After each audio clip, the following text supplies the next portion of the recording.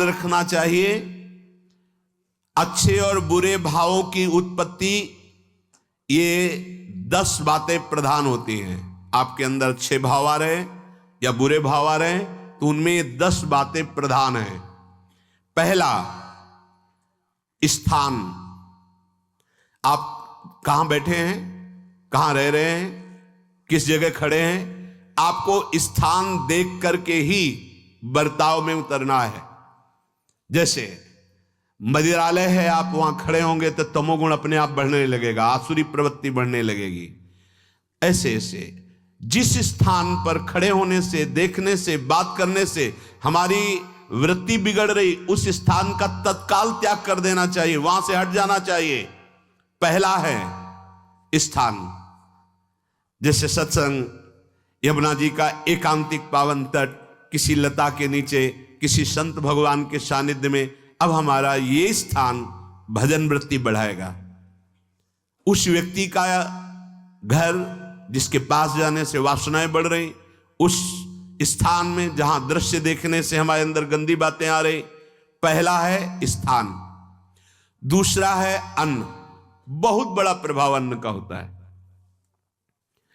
अगर अधर्म के द्वारा कमाया हुआ अन्न है तो बुद्धि अधर्म में ही लगेगी।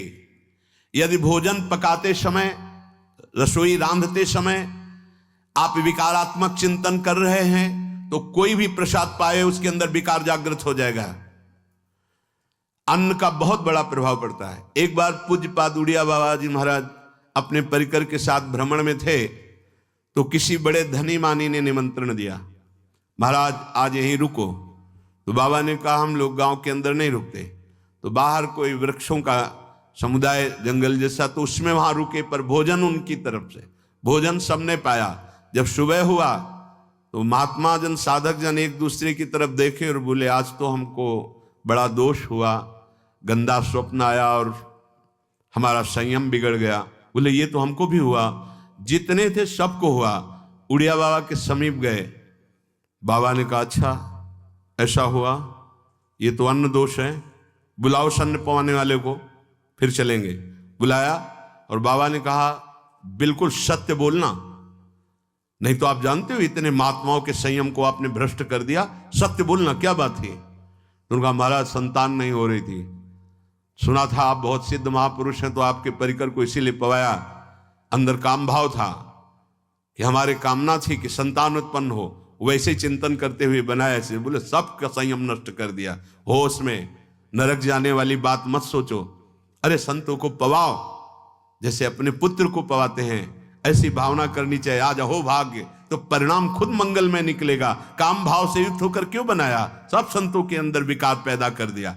अन्न का प्रभाव पड़ता है, हम जैसा अन्न पाते हैं वैसा। कई बार सुनाया है, सिद्ध महापुरुष पूज्य प्रातः स्मरण श्री बलराम दास जी महाराज झाड़ू मंडल के, यमुना के पावन तट पर ही है, रास मंडल के पास ही, वो अपने एक लता के नीचे बैठे हुए भगवत चिंतन कर रहे थे।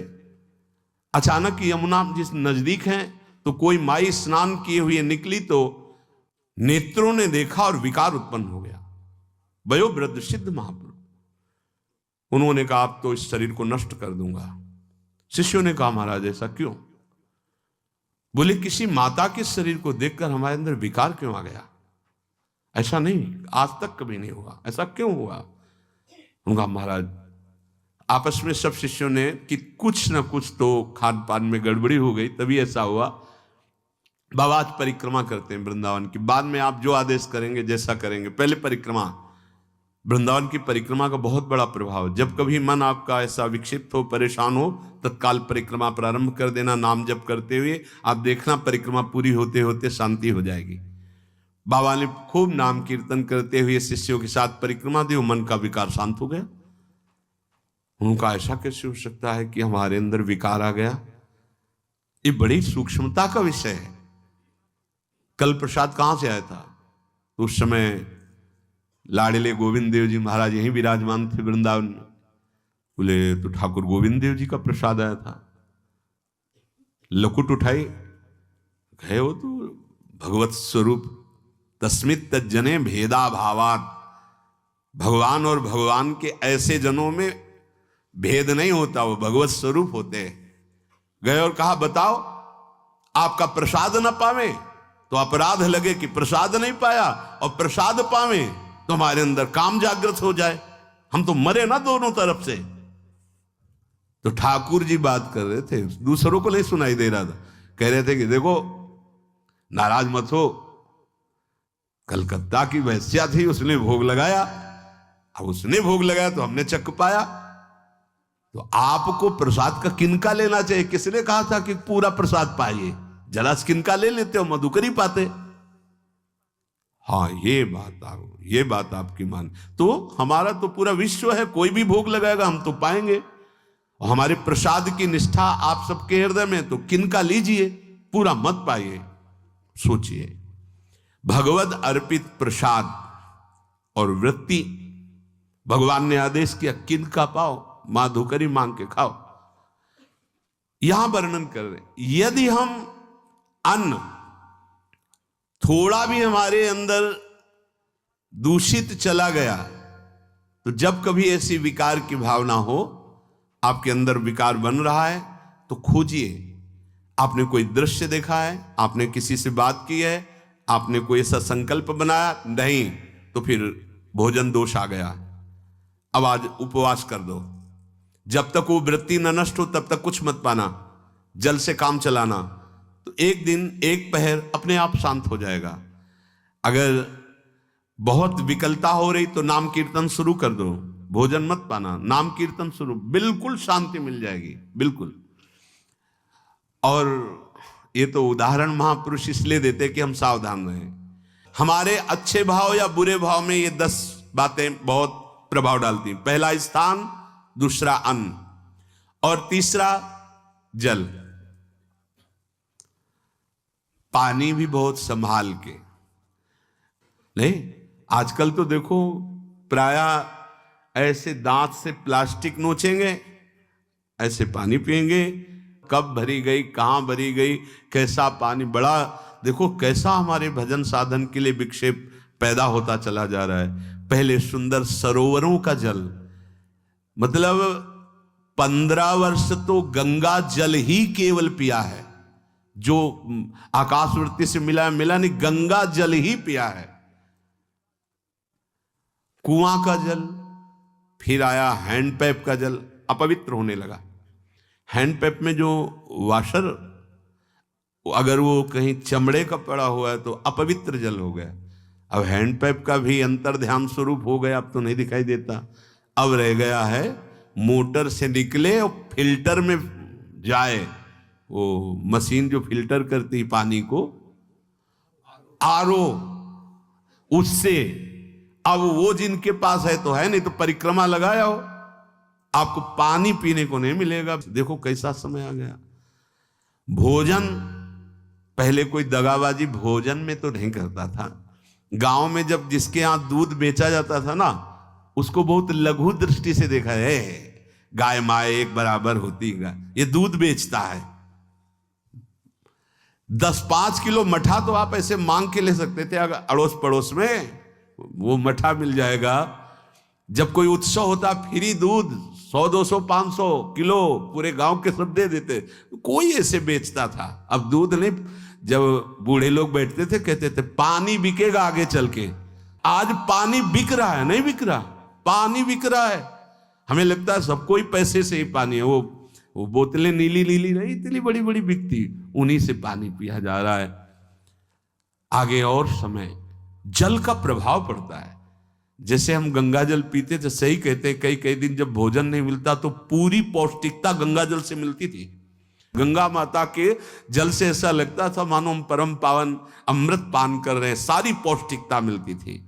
कुएं का जल अपने आप में पौष्टिकता से युक्त होता है, जो हमें चाहिए।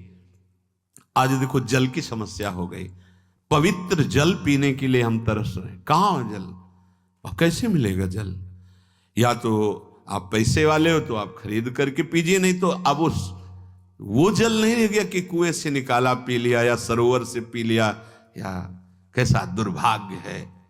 जल का बहुत बड़ा योग है साधना में। जैसे स्थान का तो परम पावन वृंदावन धाम, अन्न का, तो अब हम भगवत प्रसाद पाते हैं।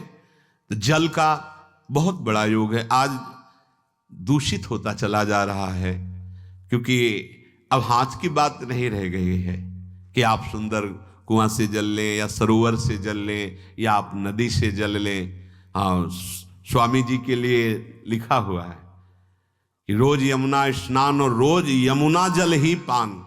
हमारे वृंदावन के समस्त भगवत स्वरूपों का स्नान यमुना जल से ही होता था, हो रहा है और होता ही रहेगा। बिहारी जी के लिए आज भी कलश में भरकर यमुना जल ही जाता है। तो वो कपड़ा से ऐसे ढक के जब हम 2 बजे परिक्रमा देते थे, तो एक महाभागवत है, वो किसी को छूते नहीं, दूर से कहते छूना मत, बिहारी जी के लिए जल जा रहा है स्नान के लिए बिहारी जी का। फिर चौथा है आपका परिकर, जहां पर रह रहे हैं वो समुदाय, चाहे परिवार हो या आप समुदाय, वो कैसा है, रजोगुणी है, तमोगुणी है, सतोगुणी है या त्रिगुणातीत भागवतिक है, उसका प्रभाव पड़ेगा। पांचवा है आपका पड़ोस, आसपास वाले घर, जैसा है वैसा प्रभाव पड़ेगा आपके ऊपर। पड़ोस निंदनीय है तो बंधन से युक्त होना पड़ेगा। लंका के पड़ोस में रहने के कारण अगाध महिमा वाले समुद्र को बांध दिया गया, रघुनाथ जी ने पुल बांधा और दंड देने के लिए तैयार हो गए थे सरकार, अग्निबाण संधान कर लिया था, पड़ोस के कारण ही तो ना, पड़ोसी रावण था, इसीलिए आस पड़ोस का बड़ा प्रभाव पड़ता है। फिर अगला है दृश्य, इस पे बहुत सावधानी की जरूरत है। ये मोबाइल भगवान चल गए हैं, बहुत विस्तार से चल गए हैं, अब कोई छोटा मोबाइल रखना नहीं चाहता, सब वो स्क्रीन वाला रखना चाहते, टच मोबाइल। दृश्य से बचो, बच्चों, जवानों, बूढ़ों, सबकी वृत्ति जो माया आकर्षित करती, जो दृश्य हम देखने के लिए अंदर से उल्लसित है, वो मोबाइल में सब है, चाहे भागवतिक और चाहे सांसारिक। तो भाई देख लो, गुण दोष में संसार है, अगर आप दोष ग्रहण करना चाहते हो तो दोष ले लो, गुण तो गुण। बहुत बहुत खतरनाक विषय है और बहुत लाभदायक विषय है। किसी संत की वाणी एक बार समझ में नहीं आई, अगर हम